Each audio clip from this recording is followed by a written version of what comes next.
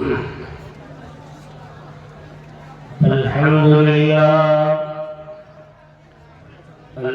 لله رب العالمين، والصلاة والسلام على سيد الأنبياء والمرسلين وعلى آله وأصحابه أجمعين. أما بعد، فأعوذ بالله من الشيطان الرجيم. بسم الله الرحمن الرحيم.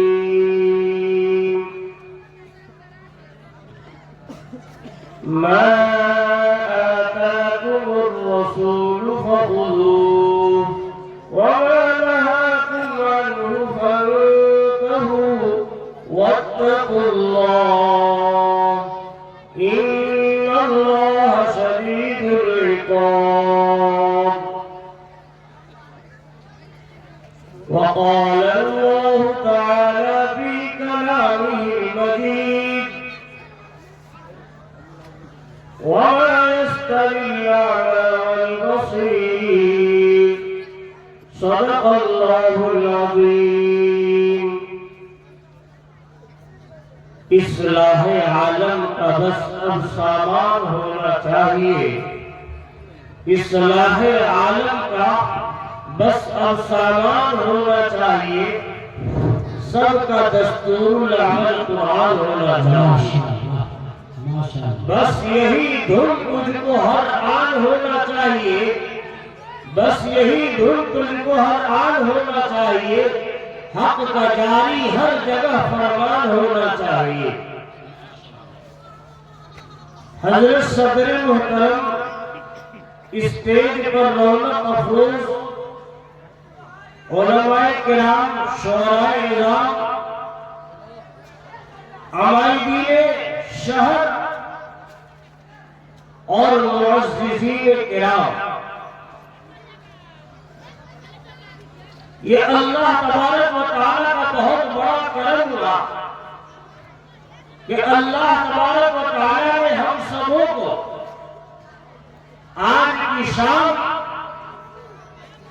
ایک بزم رسول، ایک علمی مجلس عطا فرمائی اور ایسا ماحول عطا فرمایا باشندگان بھسوا اور پسرانپور میں. یہ سب مدرسہ عربیہ علم اسلام نوادہ بھسوا پسرانپور کے بینر تلے اکٹھا ہوا اور یقیناً حضرت مولانا محمد منہاج صاحب المظاہری دعوت برکاتہ العالیہ نے ایسے مقررین اور شعراء اعظام کا انتخاب فرمایا جو یقیناً ایک مکھن کی حیثیت رکھا کرتے ہیں. سب بے مثال بے مثال شخصیات کا انہوں نے انتخاب کیا. اسٹیج پر جتنے رونق افروز شعراء، خطبہ اور جس طرح کی بھی ہستیاں ہیں، جی کو چاہتا ہے کہ سب کا نام لو. جیسے صدر محترم حضرت مولانا علی الحق صاحب قاسمی دعوت برکاتہ العالیہ جن کی صدارت میں پروگرام ہو رہا ہے، یقیناً آپ کی شخصیت بڑی عظیم شخصیت ہے، اب بڑی شخصیت ہے، اور میں نے ان کا نام آج سے نہیں بچپن سے سنا ہے. اسی طریقے سے جن کی سرپرستی میں یہ پروگرام طے پا رہا ہے وہ حضرت مولانا محمد گلریز صاحب قاسمی، امام و خطیب جامع مسجد پسرانپور بھسوا. اسی طریقے سے اسٹیج پر ہمارے شعراء اعظام میں جو قاری شاہد جمال صاحب، قاری صدام سرور صاحب، قاری کلیم اللہ صاحب اور اشرف علی اور پھول محمد صاحب، حضرت مولانا کرام حسن صاحب اور جن کا بھی نام میں لے پا رہا ہوں یہ آپ سے جو چوٹ گئے قاری نبی مختر صاحب، قاری امام حسین صاحب، اسی طریقے سے مولانا صاحب ندوی دعوت برکاتہم، اور بھی ہمارے جتنے بھی سب کا نام جن کا چھوٹ رہا ہوں، میں سب کا احاطہ کرنا تھوڑا مشکل سمجھ رہا ہوں۔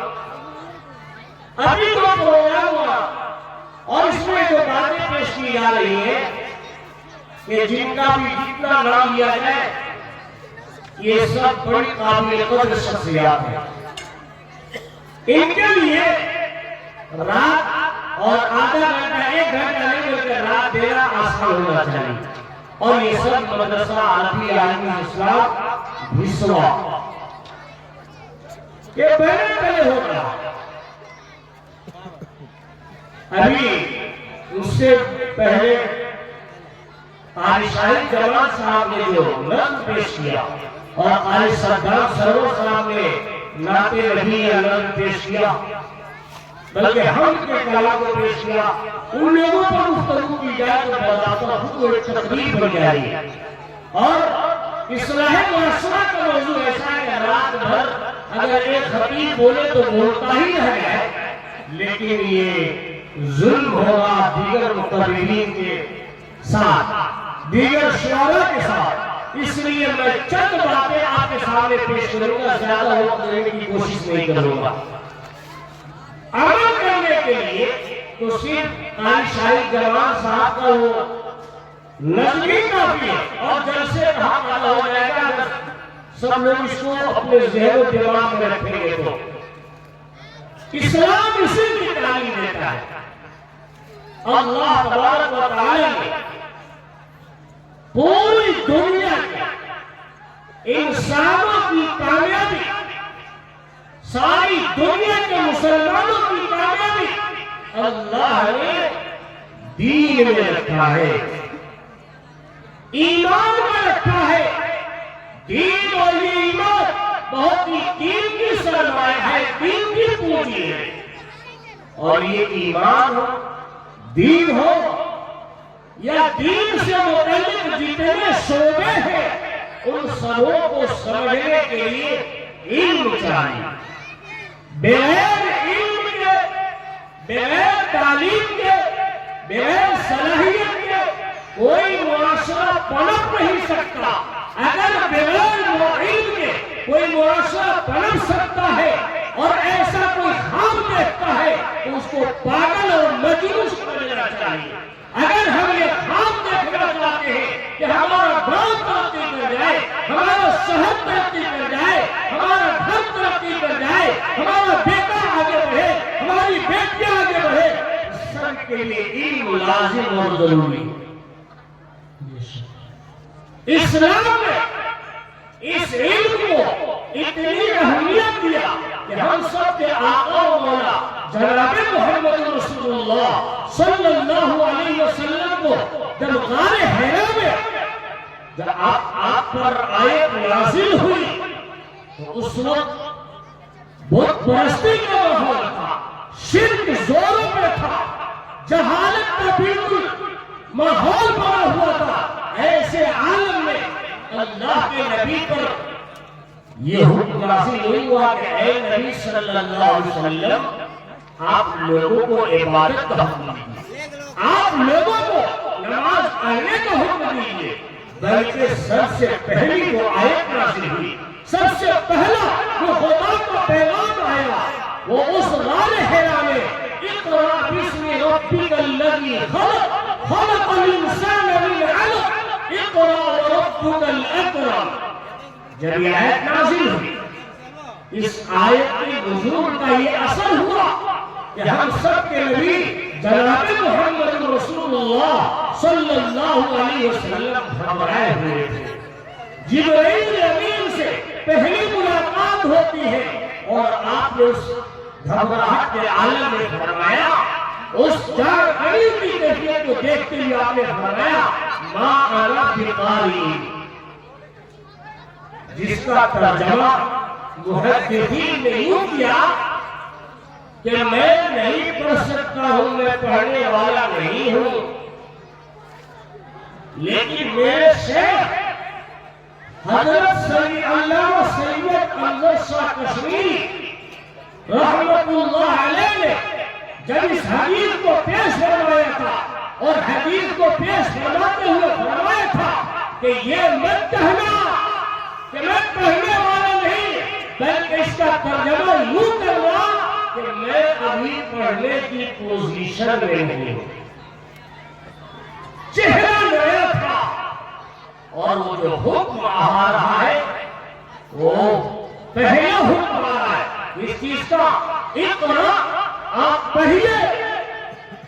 آپ صلی اللہ علیہ وسلم گھبرائے ہوئے، بار بار کہا جا رہا ہے ٹھیک نہیں ابھی آپ کو لے کر سینہ سے لگا کر بھیجتے ہیں اور کہتے ہیں اقرا بسم ربک الذی خلق، آپ اپنے رب کا نام لے کر پڑھیے جس رب نے آپ کو پیدا کیا۔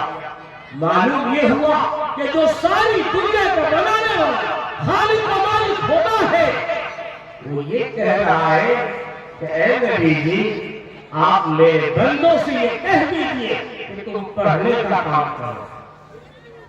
وہ جب پہلی وحی پہلا پیغام نازل ہوا وہ یہ، اور اسی کے بعد امام بخاری رحمۃ اللہ علیہ کے کتاب العلم میں جب روایتوں کو ذکر کیا تو فرمایا اِنَّا أَوْحَيْنَا إِلَيْكَ كَمَا أَوْحَيْنَا إِلَىٰ نُوحٍ وَالنَّبِيِّينَ مِن بَعْدِهِ وَأَوْحَيْنَا إِلَىٰ إِبْرَاهِيمَ وَإِسْمَاعِيلَ وَإِسْحَاقَ وَيَعْقُوبَ وَالْأَسْبَاطِ وَعِيسَىٰ وَأَيُّوبَ وَيُونُسَ وَهَارُونَ وَسُلَيْمَانَ۔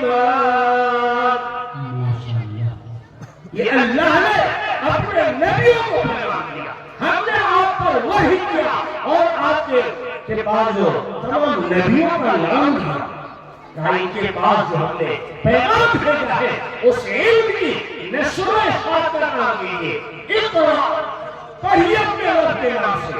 پتہ یہ چلا کہ اس امت محمدیہ کے لیے، اور امت محمدیہ صرف مسلمان نہیں ہے، ہندو بھی ہے، سکھ بھی ہے، عیسائی بھی ہے، ہر آدمی چاہے کسی بھی کاسٹ، کسی بھی دھرم، کسی بھی مذہب سے تعلق رکھتا ہو، لیکن یہ سب محمد رسول اللہ صلی اللہ علیہ وسلم کی امت ہے، اور اللہ کے نبی نے علم سیکھنے کا حکم سبوں کو دیا۔ آئیے اس علم کی اہمیت کو سمجھنے کے لیے ذرا میں آپ کو اوپر کی طرف لے چلتا ہوں۔ اللہ نے نبیوں کو معجزہ عطا فرمایا تھا۔ معجزہ کہتے ہیں جو انسان کو عاجز کر دے، خارق عادت چیزوں کو واضح کرنا جو عام انسانوں کے بس سے باہر ہو، یہ نبی کے ذریعے سے ثابت ہو تو اس کو کہا جاتا ہے، اس چیز کو یہ کہا جاتا ہے کہ یہ وحی ہے، یہ معجزہ ہے۔ معجزہ کہا، یہ معجزہ۔ اور جب جیسے حالات تھے ان حالات میں نبی کو بھیجا اللہ نے تو اسی معجزہ کے ساتھ بھیجا۔ حضرت موسیٰ علیہ السلام کو جب اللہ نے بھیجا تھا اس قوم کی رشد و ہدایت کے لیے، ایسے وقت میں بھیجا تھا جب جادوگری کا ماحول تھا، جادوگری اس قوم کی صفت ہوا کرتی تھی، اس میں اگر کوئی ہنر و خوبی دیکھنے کے لائق کوئی چیز تھی وہ جادوگری۔ چنانچہ حضرت موسیٰ علیہ السلام کو جب نبی بنا کر بھیجا گیا تو فرعون نے آپ کے مقابلے میں جادوگروں کو اتارا تھا اور پوری قوم میں اعلان کرایا تھا کہ سب لوگ آج بڑا تاریخ کو یہاں اکٹھے ہوں گے، اور وہاں پر کہا جب اکٹھے ہوں گے اب وہاں مناظرے کا انداز ہوگا۔ چنانچہ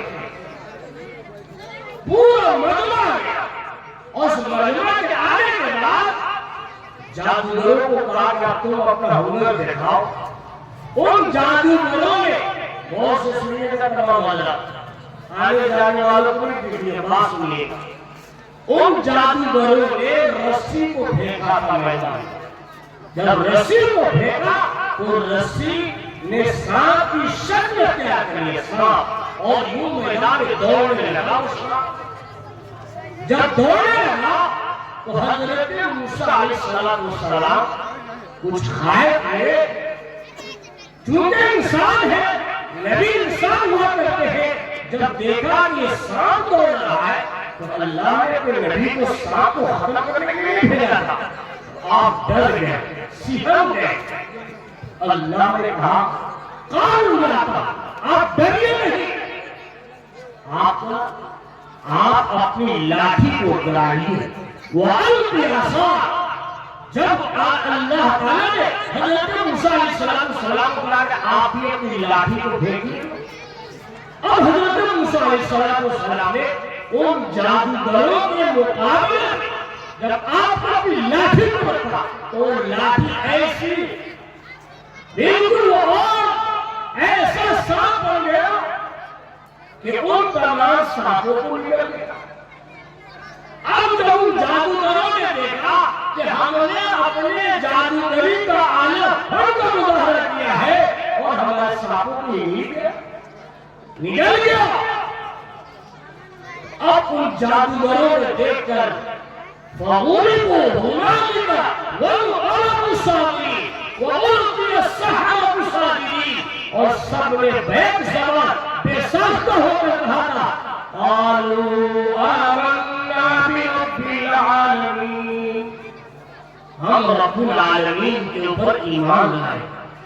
رب موسیٰ و ہارون, موسیٰ اور ہارون کا جو رب ہے میں اس کو مان لیا کہ وہ خدا ہے. اب فرعون نے جب دیکھا تو کہا کہ ہماری ساری سے محنت اور کوششوں میں پانی پھر گیا. بھارت کو جادوگر ایمان لائے. بہت سارے مجمع جو تماشائی بنے آیا تھا اس مجمع میں بہت سارے ایمان قبول کیے. یہ مقابلہ ہوا کہ اللہ نے جیسا دور تھا, جیسا زمانہ تھا, اس زمانے کے مقابلے میں اللہ نے اپنے نبی کو صلاحیت عطا فرمائی. آپ سانپ کو نکل جانا یقیناً یہ اب ان کے خلاف تھا. اب آئیے حضرت عیسیٰ علیہ السلام کا زمانہ آیا. اس زمانے میں ڈاکٹروں کا زور تھا, ڈاکٹروں کا دور تھا, بہت عامل لوگ تھے اس وقت. اللہ تعالیٰ نے حضرت عیسیٰ علیہ السلام کو جب بھیجا تو ان بڑے بڑے صلاحیت مندوں کے ٹکر میں اللہ نے اپنے نبی حضرت عیسیٰ علیہ السلام کو جب پیش کیا تو حضرت عیسیٰ علیہ السلام کو وہ خوبی عطا فرمائی, وہ صلاحیت, وہ معجزہ ظاہر فرمایا کہ حضرت موسیٰ علیہ السلام, حضرت عیسیٰ علیہ السلام کو کہا کہ عیسیٰ مسیح, حضرت عیسیٰ علیہ السلام کے سامنے کوئی کوڑ کا بیمار آ جاتا, ابرص کا بیمار ہوتا تو حضرت عیسیٰ علیہ السلام اس کے جسم پر ہاتھ پھیرتے اور اس کی بیماری فوراً ختم ہو جاتی. یہاں تک کہ اگر کوئی ہزاروں سال پہلے موت کے آغاز ہو چکا, اس کی موت ہو گئی اور وہ قبر میں جا چکا ہے تو حضرت عیسیٰ علیہ السلام اس کی قبر پہ جاتے اور ہاتھ مار کے فرماتے قم بإذن اللہ, اللہ کے حکم سے کھڑے ہو جا, اور فوراً مردہ اٹھ کھڑا ہوتا. یہ جب جیسا زمانہ تھا, جب جیسا وقت تھا, اسی زمانے کے اعتبار سے اللہ نے اپنے نبیوں کو معجزہ عطا فرمایا. اب جب ہم سب کے آخری, ہم سب کے آقا مولا جناب محمد رسول اللہ صلی اللہ علیہ وسلم کا زمانہ آیا, وہ زمانہ تھا علم کا زمانہ تھا, وہ علم کا زمانہ تھا. عرب کے چھوٹے چھوٹے بچے بہت بڑے ادیب ہوا کرتے تھے. ان کی بچیاں ادیبہ ہوا کرتی تھی. ادبا، شعرا، فصحا، علماء یہ عرب میں پیدا ہوا کرتے تھے. ان کو اپنی زبان دانی بھیجنا تھا، اپنی قوت بیانی کا شوق، ان کو فخر و گھمنڈ تھا. ایسے وقت میں اللہ نے ہم سب کے نبی جناب محمد رسول اللہ صلی اللہ علیہ وسلم کو مبعوث فرمایا. تو جس کی شان یوں فرمایا کہ میرا نبی یہ امی ہے. والذی بعث بالأميين رسولا منهم يتلو عليهم آياته ويزكيهم ويعلمهم الكتاب والحکمہ. اللہ کی ذات وہ ہے جس نے رسول کو امیوں کے درمیان بھیجا. اس رسول کو بے پناہ کروانا سے نوازا تھا اور معجزہ کے طور پر اللہ نے کتاب جو عطا فرمایا قرآن مقدس عطا فرمایا. یہ قرآن کیا ہے؟ یہ قرآن جو ہے رسول کے لیے معجزہ کے طور پر کہ جس رسول کا کوئی استاد نہیں، کوئی ٹیچر نہیں، کوئی معلم نہیں، لیکن وہ بات کرتا ہے تو علمی. یہاں تک کہ لوگوں نے شک کا اظہار کیا اور کہا کہ یہ محمد تو اس نے پڑھنا لکھنا کبھی سیکھا نہیں، لیکن ایسا کلام بولتا ہے. تو شک ہونے لگا اور ان لوگوں نے نبی سے کہا کہ یہ تو کسی کا بڑھا ہوا کلام پیش کرتا ہے. جب یہ دعوت کیا، چیلنج کیا اس قوم میں، تو ہم سب کے نبی جناب محمد رسول اللہ صلی اللہ علیہ وسلم کی طرف سے صفائی پیش کرنے کے لیے اللہ رب العالمین سامنے آتا ہے. اور وہ خدا چیلنج کرتا ہے ان بندوں کو، میرے بندوں تمہیں میرے رسول کے بارے میں شک ہے؟ میں نے اپنے رسول پر جو کتاب نازل کیا اس کے بارے میں تمہیں شک ہے؟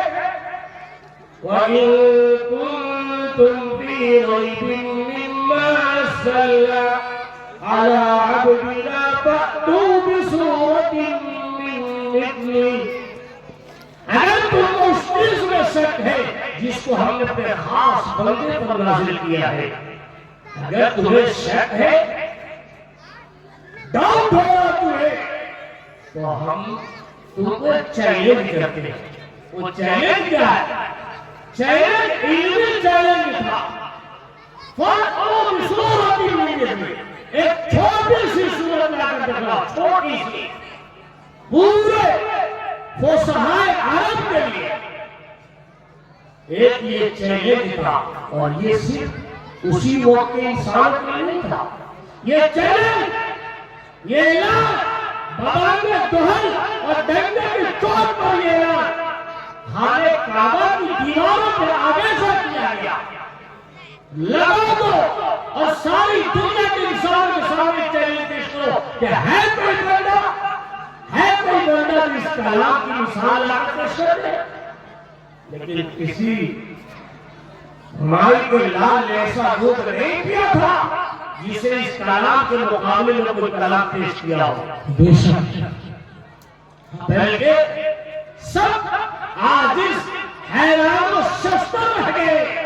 کیا کیا جائے؟ کہا جائے کہ صرف تمہیں نہیں کرنا ہے، اے عرب کے علماء، اے فصحا، اے بیان سنو. تم اپنے جن ساتھیوں کو بلانا چاہتے ہو ان کو بھی بلاؤ اللہ کو چھوڑ کر. وَادْعُوا شُهَدَاءَكُم مِّن دُونِ اللَّهِ إِن كُنتُمْ صَادِقِينَ. لاؤ ساری دنیا کے انسانوں کو جس کے پاس بھی عقل ہو، دماغ ہو، صلاحیت والا ہو، ایسا کلام ذرا لا کر دکھائے. لیکن کسی نے بھی پیش نہیں کیا. اس کے مقابلے میں کوئی کلام پیش نہیں کر سکا اور قیامت تک کوئی پیش نہیں کر سکتا.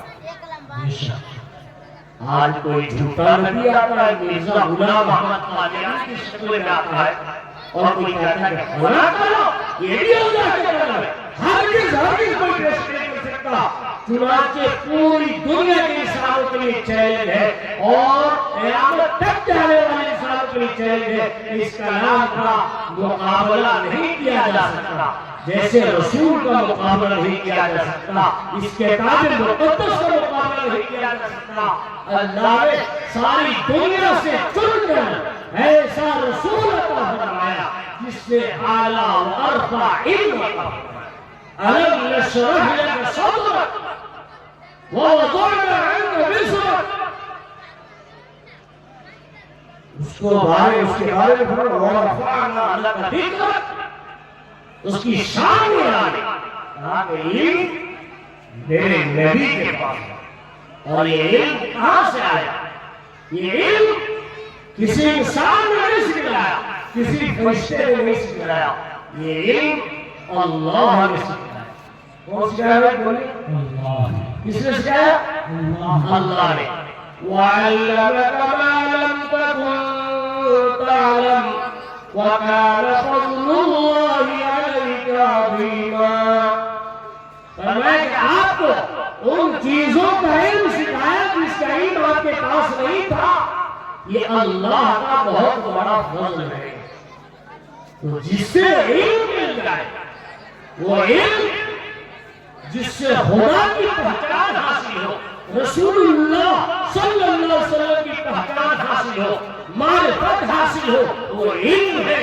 خدا کی پہچان کرا سکے وہ علم ہے۔ یہ علم کیا ہے؟ اللہ کا فضل ہے۔ ذَلِكَ فَضْلُ اللَّهِ يُؤْتِيهِ مَن يَشَاءُ۔ اللہ یہ فضل جس سے چاہتا ہے عطا فرماتا ہے۔ میرے دوستو، یہ بات غور کرنے کے قابل، جب نبی اکرم صلی اللہ علیہ وسلم کو رسالت ملی، کتاب ملی، تو لوگوں نے بطور اعتراض سے کہا تھا کیا آپ ہی بنے تھے رسول بننے کے لیے؟ اللہ کو نظر نہیں آیا، آپ ہی تھے تو رسول بننے کے لیے آیا۔ تو یہ حسد کے نتیجے میں بولے، اللہ نے کہہ دیا کہ سنو، ذَلِكَ فَضْلُ اللَّهِ يُؤْتِيهِ مَن يَشَاءُ۔ یہ علم اللہ صرف مالداروں کو نہیں دیتا۔ بڑے بڑے سردار تھے، سرداروں نے سوچا تھا، ان عرب کے جوہروں نے، سرداروں نے سوچا تھا یہی ہمارے پاس کیوں نہیں آئی، رسالت ہمارے پاس کیوں نہیں آئی، خاندان قریشی کے پاس کیوں گئی رسالت؟ اللہ نے اس کا جواب دیا کہ سنو، ساری دنیا کے انسان سر ہے، لیکن اللہ جس کے سینہ کو پسند کرتا ہے اسی میں اپنا کلام داخل کرتا ہے۔ سب کو حافظ نہیں بناتا، سب کو رسول نہیں بناتا۔ یہ رسول کوئی ٹھیکیداری نہیں کہ جس کو تم چاہو رسول بنا دو، یہ اختیار اللہ کے پاس ہے۔ اللہ جس سے چاہے گا رسالت عطا فرمائے گا، جس سے چاہے گا اپنا علم دے گا۔ اب یہ علم کتنی ضرورت ہے؟ اللہ کے نبی جناب محمد رسول اللہ صلی اللہ علیہ وسلم اللہ نے بے پناہ علوم سے نوازا تھا۔ اتنا علم، اتنی قابلیت، اتنی صلاحیت کہ خود آقا صلی اللہ علیہ وسلم نے فرمایا اوتیت علم الاولین والآخرین، مجھے پہلوں کا بھی علم دیا گیا اور بعد والے لوگوں کا بھی علم دیا گیا۔ لیکن جب سے دنیا بنی ہے، آدم علیہ السلام سے لے کر عیسیٰ علیہ السلام تک اور میرے بعد قیامت تک آنے والے انسانوں کے بعد جس کے پاس جو صلاحیت ہوگی، جو قابلیت ہوگی، ان تمام قابلیتوں کا، ان تمام صلاحیتوں کا جامع مجھے بنائے گا۔ اور اس رسول سے اللہ ایک بات کہتا ہے، کیا کہتا ہے؟ تو اللہ کہتا ہے وَقُلْ رَبِّ زِدْنِي عِلْمًا۔ اے میرے رسول، اے میرے پیارے نبی، آپ اپنے رب سے کہیے، کیا کہیے؟ دعا کیجیے۔ کیا کہیے؟ کہا کہ بس کہیں کہ میرے رب میرا علم بڑھا دیجیے۔ جس کو اتنا علم دیا گیا وہ رسول فرمائے کہ علم کو بڑھا دیجیے۔ یہ دعا اللہ نے سکھلایا میرے نبی کو صلی اللہ علیہ وسلم۔ میرے دوستو، اب جب اس نبی کو اتنا علم دیا گیا تو آپ کی امت کو بھی علم دیا جائے۔ اس کے لیے اللہ علیہ کے نبی ہے اپنے علم کو تقسیم کیا. جیسے انما انا قاسم واللہ یؤتی، کہ میں علم بانٹنے والا ہوں، تقسیم کرنے والا ہوں، اور اللہ عطا فرمانے والا. تو اللہ علم دے گا اور میں اس کو بانٹوں گا. وہی علم اللہ نے اپنے نبی کے ذریعے سے اس کی تقسیم، اس کی نشر و اشاعت، اس کے پھیلانے کا کام نبی سے لیا، اور 1,24,000 صحابہ کرام کی مقدس جماعت کو تیار کیا. وہ پاکیزہ اور مقدس جماعت، ایسی جماعت تیار کیا ان صحابہ کی جماعت کو کہ جن کے بارے میں کہا گیا، کسی کہنے والے نے کہا ما قال اصحاب عیسیٰ بافضل من ہؤلاء، کہ ان سے بہتر حضرت عیسیٰ علیہ السلام کے حواری بھی تھے. صحابہ کی شان پر اور صحابہ کو اللہ نے علم سے نوازا تھا، وہ اتنے علم والے تھے. اب یہ علم قرآن کا علم، حدیث کا علم، یہ بہت ضروری ہے، یہ بہت ضروری ہے، جس کو ہم لوگوں نے ضروری نہیں سمجھا. امت مسلمہ نے جس کی پہچان تھی علم، جس کا سب سے پہلا خدا کا پیغام تھا، آج بہت افسوس کے ساتھ یہ کہنا پڑ رہا ہے کہ آج امت مسلمہ ناخوانی کے شرع کو منہ بڑھا دیا. کہ کہیں جہالت کی تعداد دیکھنا ہو تو لوگ کہتے ہیں کہ اگر جاہلیوں کو دیکھنا تو جاؤ مسلمانوں کی بستیوں میں دیکھو، جاؤ دیکھو مسلمانوں میں. جس امت کا نبی ساری دنیا میں نصیب کرے، اس نبی کی امت کا یہ حال ہو کیا در در کی ٹھوکریں کھائے. لیکن علم اصل تو یہ ہے کہ جو خدا کی معرفت حاصل کرے. لیکن علم یہ صرف یہی تک محدود نہیں، بلکہ علم کا دروازہ اور بھی کھلا ہوا ہے. کہا کہ حضرت امام غزالی رحمۃ اللہ علیہ نے فرمایا کہ اس امت کے لیے ضروری ہے کہ اس امت میں ہر وقت جن جن چیزوں کی ضرورت ہے سب کے ماہرین پیدا ہو. ہمارے تو بہترین ڈاکٹر بھی ہو، مسلمانوں میں ڈاکٹر ہو، ہماری بہنوں میں بیٹیوں میں ڈاکٹر ہو، عالم ہو، انجینئر ہو، بہترین صنع ہو، بہترین کاریگر ہو.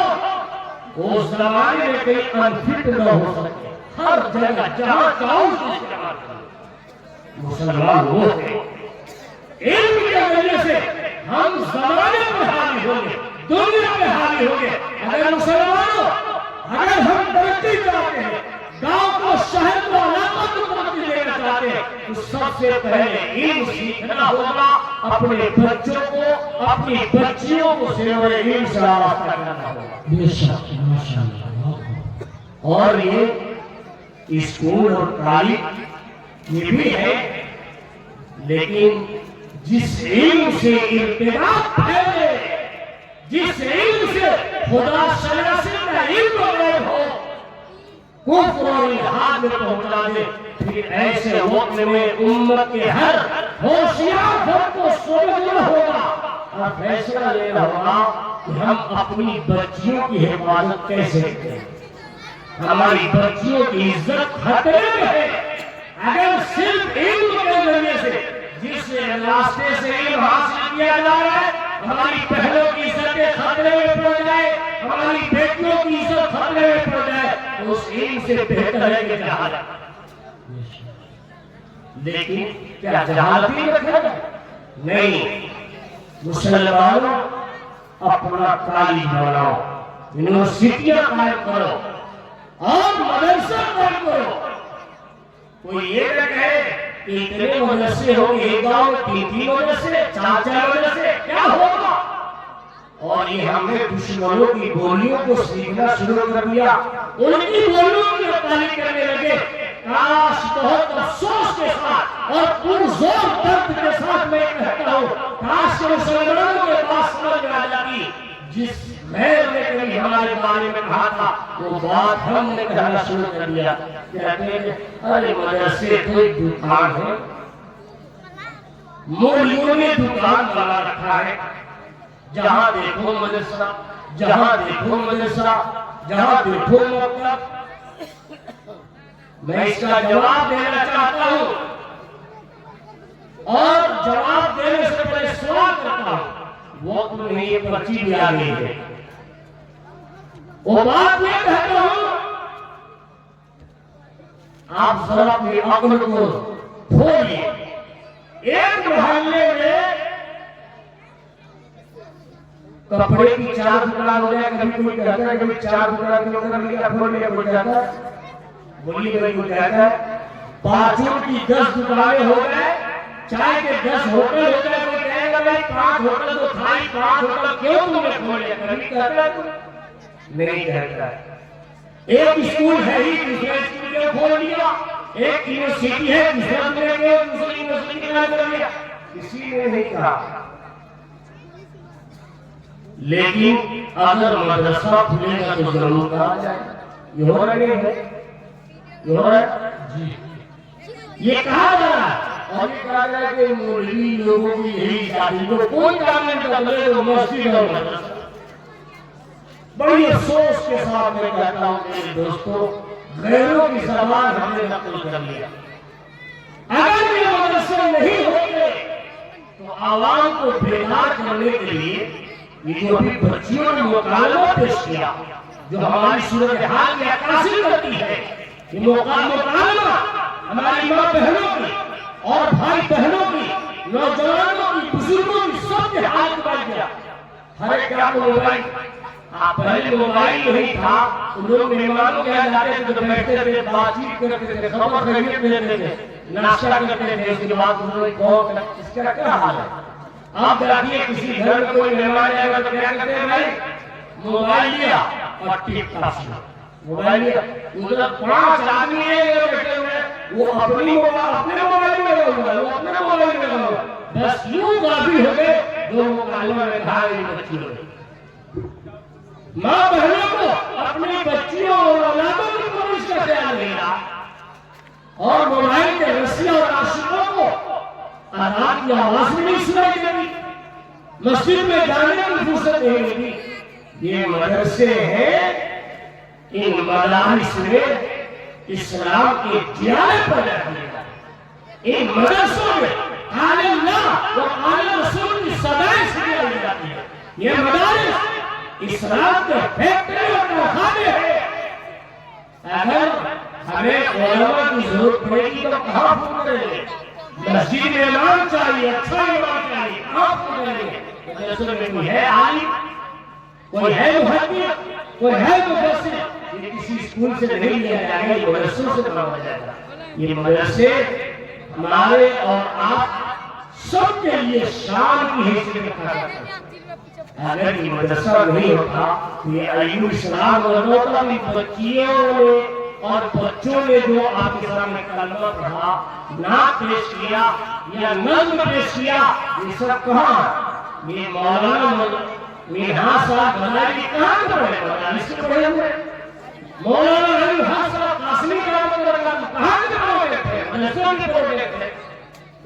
اس اسٹیپ پر بنگلے کا چیز ہو یا جو حافظ قرآن کی شکل میں، مفتی کی شکل میں کہاں سے آئے؟ یہ سب مدارس میں تیار ہوتے ہیں، اس لیے مدرسوں کی قدر کیا جائے۔ اور اب ایک سوال اور، سب یہ کہتے ہیں کہ بھائی مدرسے میں پڑھنے کیوں نہیں جاتے بچے، اور مدرسے میں مسلمانوں نے بچوں کو کیوں نہیں پڑھایا؟ یہ تو ایک بات واقعی میں سمجھ میں آ رہی ہے، سب کو نظر آ رہا ہے کہ واقعی میں مسلمانوں نے مدرسوں سے رشتہ کمزور کر لیا۔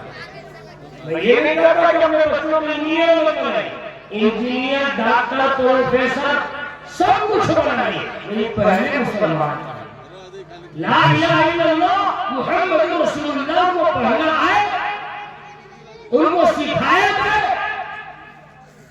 لا الہ الا اللہ، کلمہ قرآن ہر گھر میں ہو، ماں بہنوں کو پڑھنے آئے، بچے کو آئے۔ اس اعتبار سے دیکھا جائے بستی کی آبادی کے اعتبار سے 3 مدرسے بھی ناکافی ہیں، 4 مدرسے بھی ناکافی ہیں۔ مدرسے ہو، کام کیا جائے. اب کام کیسے ہو؟ علماء زیادہ نہیں مل رہے ہیں، حافظوں کی تعداد گھٹتی جا رہی ہے، قاریوں کی تعداد گھٹتی جا رہی ہے. کیوں؟ کوئی اس کو نہیں مانے تو ہر آدمی گاؤں میں اپنے گھر میں جائزہ لے لے کہ ہمارے گھر میں کتنے لوگ ہیں، کتنے آدمی، بستی میں کتنے لوگوں کی آبادی، علماء کتنے ہیں، حافظوں کی تعداد کتنی ہے، اور وہ ہے تو پڑھنے اور پڑھانے میں کتنے لوگ ہیں، کتنے لوگ ہاتھ چلے گئے. کیوں؟ اس لیے کہ ہم نے علماء کی قدردانی چھوڑ دی. علماء کی قدردانی صرف یہ نہیں کہ السلام علیکم مولانا صاحب، السلام علیکم قاری صاحب، صرف سلامی سے نہیں، بلکہ ان کی عزت اور احترام میں بات شامل ہے کہ ہم مسلمانوں کو چاہیے کہ ہم اپنے علماء کو پڑھانے کے لیے بہترین تنخواہ دیں. سرکاری ٹیچر کو جو تنخواہ دی جا رہی ہے ہم دیں گے. مسجد کے امام کو تنخواہ اچھی دی جائے، بیچارے امام صاحب، بیچارے حافظ صاحب نہیں. یہ محمد رسول اللہ صلی اللہ علیہ وسلم کے نائب اور جانشین ہے، ان کی قدر ہر اعتبار سے کیا جائے. آج عیسائیوں نے اپنے پادریوں کی اتنی قدر کیا، آج اس لیے گاڑیاں ہیں، مکان ہے، تنخواہ بے شمار. لیکن افسوس کے ساتھ کہنا پڑ رہا ہے کہ مسلمانوں نے اپنے بچوں کو پڑھانا خود مدرسوں میں اس لیے چھوڑ دیا کہ بھائی پڑھ کر کیا کرنا، پڑھے گا تو مسجد کا امام بنے گا یا مسجد مدرسے کا مدرس ہوگا. تو اب یہ سوچتے کہ پڑھ کر کے کیا کرے گا، کیا کھائے گا، کہاں سے کھائے گا. یہ بھی عجیب فلسفہ ہے. لوگ کہتے ہیں کہ اگر ہمارا بچہ مدرسے میں پڑھے گا تو کھائے گا کہاں، مدرسے میں پڑھے گا تو مسجد میں پڑھے گا تو کھائے گا کہاں. اور دوسری طرف یہ کہا جاتا ہے کہ مولوی صاحب بہت کھاتے ہیں، کھاتے بھی بہت اچھا ہے، پڑھتے بھی بہت اچھا ہے. کیوں؟ یہ اللہ کی مدد ہوتی ہے. اللہ کے رسول جناب محمد رسول اللہ صلی اللہ علیہ وسلم کی دعائیں کے ساتھ کیے. اللہ کے رسول صلی اللہ علیہ وسلم نے فرمایا نزل اللہ سمع، نزل اللہ عبدا سمع مقالتی وحفظها ورعاها وأداها. فرمایا کہ اللہ اس کو سرسبز و شاداب رکھے، خوش و خرم رکھے، جس نے میری بات کو سنا اور اس کو یاد کیا، اس کو محفوظ کیا اور اس کو پھیلایا. یہ حضور صلی اللہ علیہ وسلم کی دعا ہے اور آپ کی دعا کا اثر ہے. تو ہم لوگوں کو چاہیے کہ اپنے اماموں کی قدر صرف کھانا کھلانے کے لیے نہ ہے، بلکہ ان کو اچھی تنخواہ دے. اگر مدرسے میں پڑھانے والوں کی تنخواہ 50,000 ہو جائے، 60,000 ہو جائے تو لڑائی ہونے لگی ہے. ہمارا بچہ بھی عالم ہوگا. مسئلہ صرف تعلیم کا نہیں ہے، یا مسئلہ اس بات کا ہے کہ پڑھ کر میرا بچہ کرے گا. میرے دوستوں، ہم نے اپنے علماء کی، حفاظ کی، مدرسین کی قدر کرنا چھوڑ دیا. اس لیے ہمارے مدارس بہت پریشانیوں کا شکار ہے اور امت کا بہترین طبقہ کٹتا چلا جا رہا ہے. بلکہ بہت سے علماء پڑھائیں گے نہیں. کیوں؟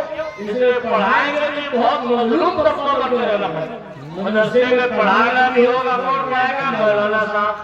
تنخواہ کہاں سے آئے گی؟ مولانا صاحب چندہ کرنے جائیں گے، اور جب چندہ کرنے جائیں گے تو